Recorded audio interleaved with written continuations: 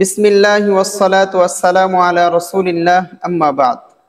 সম্মানিত দর্শক শ্রোতা, আমরা প্রত্যেকেই জানি ভিতরের সালাতে দোয়ায়ে কুনুত পড়ার পূর্বে একবার তাকবীর বলে উভয় হাত কান পর্যন্ত উত্তোলন করতে হয়।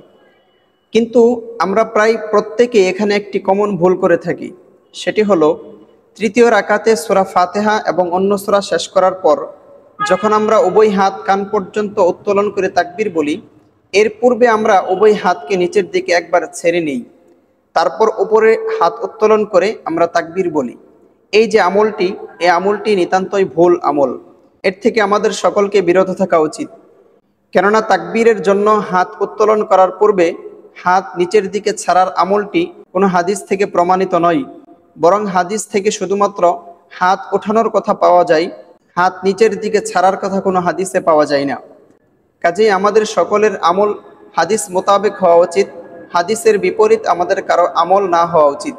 এই মর্মে আমরা দলিল হিসেবে পেশ করব ফাতাওয়া হিন্দিয়ার 1 নম্বর খণ্ডের 111 নম্বর পৃষ্ঠায় উল্লেখ করা হয়েছে, ওয়া ইযা ফারাগা মিনাল কিরাআতি ফির রাকাতিস সালিসাতি কাব্বারা ওয়া রাফা ইয়াদাইহি হিজা উযুনাইহি।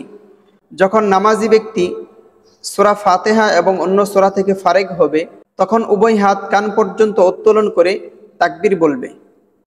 ওয়ায়াকুনুতু কবলার রুকুই, এবং রুকুতে যাওয়ার পূর্বেই সে দোয়ায়ে কুনুত পড়ে নেবে। উক্ত ইবারত থেকে দুইটি মাসআলা আমাদের স্পষ্ট হয়ে যায়। একটি মাসআলা হলো ভিতরের সালাতে দোয়ায়ে কুনুতের পূর্বে তাকবীরের সময় শুধুমাত্র হাত উত্তোলন করবে এবং হাত নিচের দিকে ছাড়বে না। দ্বিতীয় মাসআলা হলো যে দোয়ায়ে কুনুত রুকুতে যাওয়ার পূর্বেই পড়তে হবে। রুকু থেকে উঠে তারপর দোয়ায়ে কুনুত পড়া, এই আমলটি সহিহ নয়। আশা করি মাসআলাটি সকলে বুঝতে পেরেছেন। আল্লাহ তাআলা আমাদের সকলকে মাসআলাটি বোঝার এবং আমলের তৌফিক দান করেন। ওয়া আখিরু দাওয়ানা আনিল হামদুলিল্লাহি রাব্বিল আলামিন।